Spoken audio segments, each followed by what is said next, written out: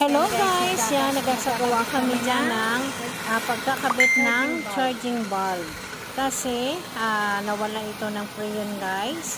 So, gagawa kami ng charging bulb para sa pag-charge ng preyon guys. So, nagdana kami dyan ng reprocess.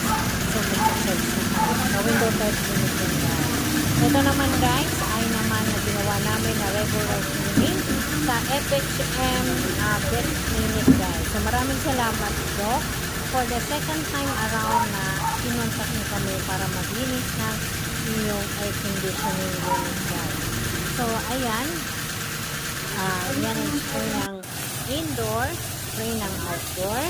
Then, binababa namin yung cover ng indoor para matanggal yung mga nakadikit na dito guys. At ina-assure namin na malinis sa tamang kondisyon ang aircon bago namin ito. So, yan lang muna.